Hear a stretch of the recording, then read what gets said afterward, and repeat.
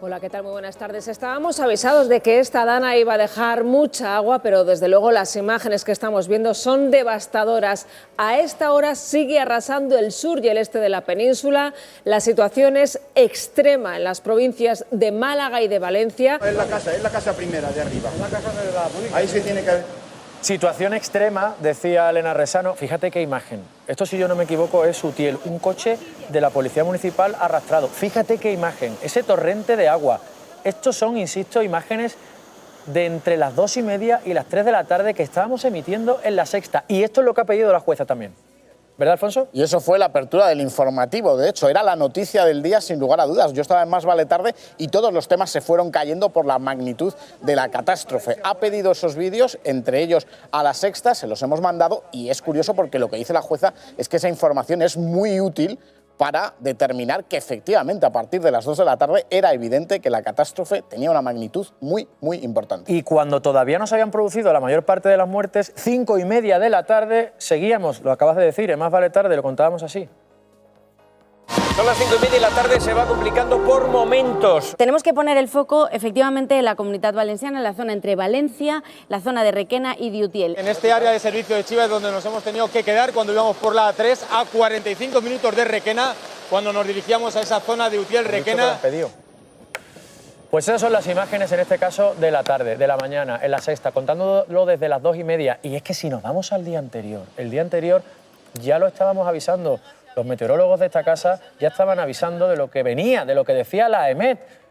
Había avisos, si es que la alerta estaba desde por la mañana. Velasco. Sí, y además los hechos están absolutamente reconstruidos. Es un hecho fáctico que diría Mazón que las 20:28 de la tarde es cuando ya no se podía hacer nada y cuando las víctimas ya habían fallecido y cuando las alarmas ya no se podían leer porque ya no servían para nada. Las 20:28 es la versión que ha elegido Mazón para evitar una posible condena penal y no seguir afrontando su responsabilidad política. Esta semana han pasado 3 cosas importantísimas. Cuando Mazón viene a Madrid pone en evidencia por qué imposibilita que siga siendo el presidente de la Generalitat. El día que se conoce el sumario y las razones y cómo murieron los 224, quedan 3 desaparecidos, antes de las 20:10 de la tarde, es cuando Mazón decide poner y hacer gala de las entradas para ver la mascletá en el Palau hoy. Hoy no podía estar Mazón en el Palau porque no puede estar en ningún sitio, ni siquiera en la apertura de la mascletá.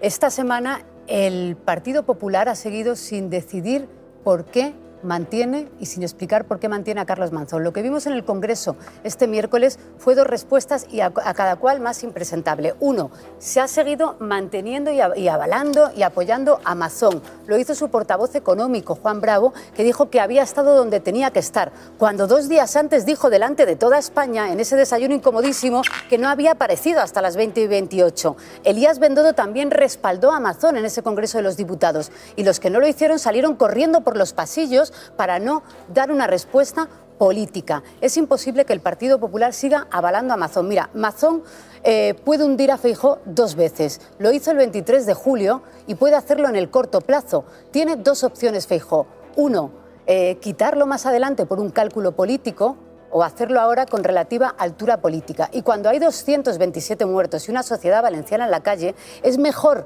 elegir la altura política al cálculo político. Paco Camps, que lo decía nuestra compañera, es un buen ejemplo. Paco Camps salió y dimitió. Rajoy presionó a Paco Camps para que dimitiera. Sí puede el Partido Popular obligar a Carlos Mazón a dimitir y si no, puede hacer un gesto político poniendo una gestora. Pero ¿cuánto más va a decidir el PP avalar a Carlos Mazón? Bueno, ese es el tiempo que va a elegir Feijóo seguir achicharrándose, porque esto ya es responsabilidad del PP nacional avalar una mentira continuada y en cadena de la que, si tuviéramos tiempo y nos ponemos a detallar, ha mentido sobre todas y cada uno de los pasos que hizo antes, durante y después. Afecta a la EMET, afecta a la Confederación, afecta a Rivera, quien dijo que no cogió el teléfono porque no tenía cobertura y lo que hizo es no aparecer, afecta al sistema de alertas que dijo que no existía protocolo y existía, y así podemos estar toda la noche. Son más de 20 mentiras y sigue mintiendo Carlos Mazón. Feijóo puede decidir cuánto quemarse políticamente manteniéndolo. Han nombrado a Paco Camps, recordemos que hace unos meses cuando fue absuelto dijo que quería volver a la primera línea política.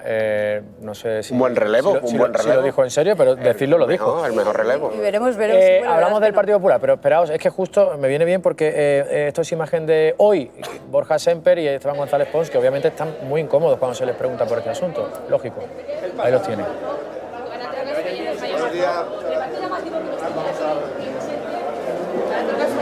Rafa. Sí, evidentemente. No sé si recuerdas, Pilar, aquello de o renuncia o deshonra. Eso es lo que escribió el presidente Rajoy cuando se refirió a Paco Camps, es decir, o renuncia o deshonra. Hoy lo podríamos aplicar. Seguramente se cometieron muchos errores por parte de todos, seguramente. ¿Sabes lo que respondió Rafa? Rápidamente? Paco Camps ese día cuando dimitió dijo, si quiero que Rajoy sea presidente tengo que dimitir. Pues mira, y lo hago por generosidad, eso dijo. Lo que pasa es que si Mazón quería que Feijóo fuera presidente no tendría que haber pactado con Vox en la primera de cambio en una servilleta. Quizás es la segunda vez que le puede impedir ser presidente. Y por cierto que tiene hilo directo Mazón con Vox, por lo que sabemos, y habla hasta con Santiago Abascal. Privilegiado. Y es muy curioso que lo que le va mal a la Comunidad Valenciana le viene bien a Vox. Es una cosa que también tendríamos que apuntar. Yo lo que quiero decir es que seguramente todos cometieron muchos errores por parte de todo el mundo. Pero aquí no se trata de errores. Los errores se pueden perdonar, las negligencias no.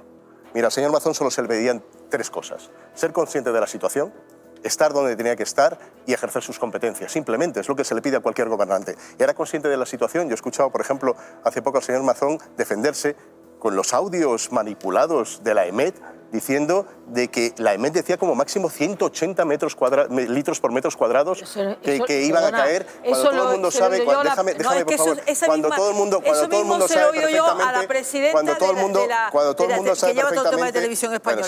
La EMET hablaba de 160. 180. Nunca habló de 1000 ni de 900. 180. Porque no se lo podían ni imaginar, claro, por favor. Y ahora te lo explico por qué. Porque 180, como todo el mundo sabe, es el límite de la alerta roja. Es decir, se estableció hace 17 años que el límite de la alerta roja para la Comunidad Valenciana, y eso lo sabemos los que hemos seguido la situación, eran 180. Nunca te van a dar más de 180. 180 en 12 horas. Y lo que dijo la EMET es 180 en 3 horas. A partir de ahí se tienen que elevar todas las alertas rojas. Alerta roja que, por cierto, a las 7 de la mañana ya comenzó.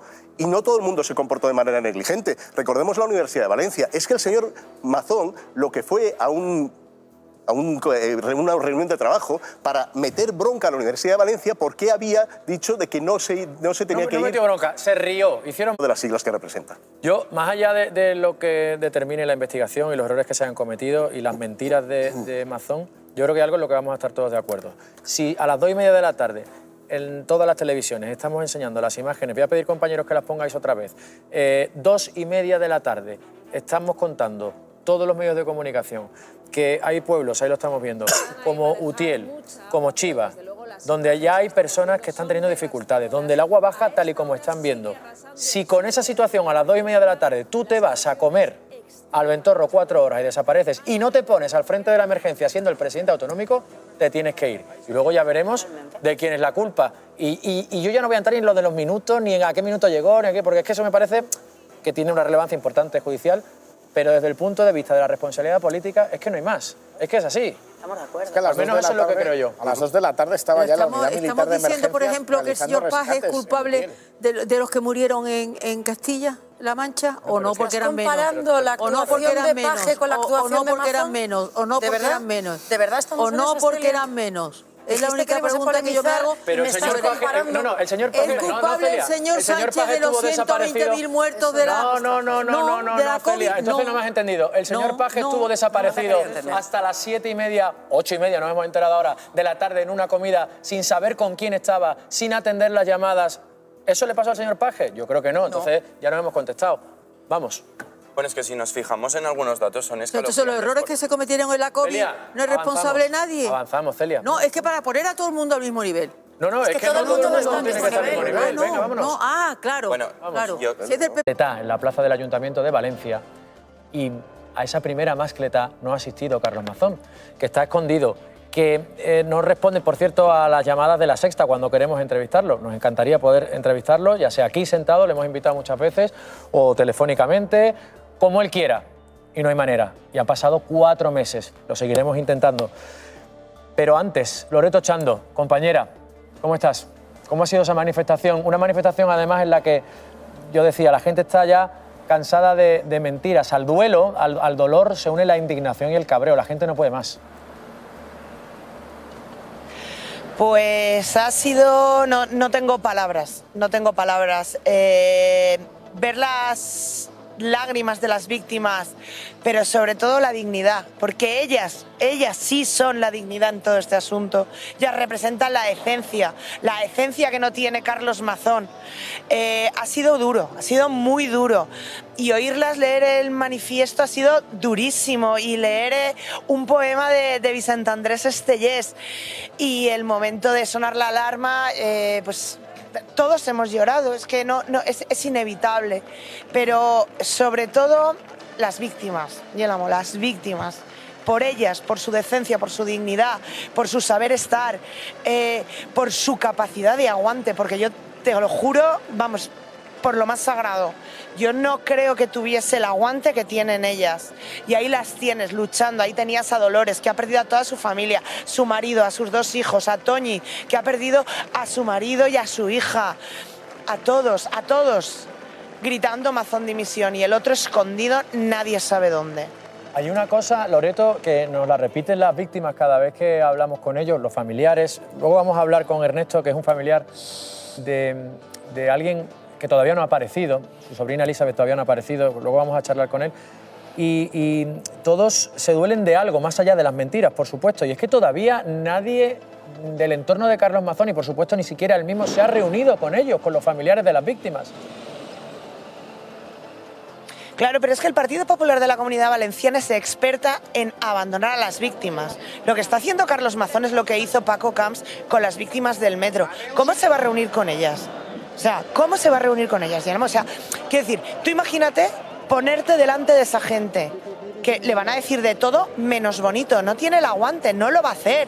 Pero como tampoco lo hace Ayuso con las víctimas de las residencias, no pueden soportar el ponerse delante de ellos. Y es la indecencia sobre la indecencia. Fíjate que el otro día en el programa de la cadena hermana de Susana Griso pusieron a una víctima con la delegada del gobierno y le dio las gracias a Pilar Bernabé. ¿Por qué? Porque para un recorrido que iba con el coche se bajó y estuvo 1 hora hablando con las víctimas. Le dijesen lo que le dijesen, pero ahí ha estado desde el minuto 1. Algo que este presidente indecente que tenemos no ha hecho y hazme caso, ni va a hacer. Loreto, compañera, te mando un abrazo fuerte y gracias por estar ahí. Cualquier novedad volvemos contigo. Decía algo interesante. Muchas gracias a vosotros y lo que he dicho siempre, gracias por darnos voz. Nada, gracias a ti, Loreto. Un abrazo.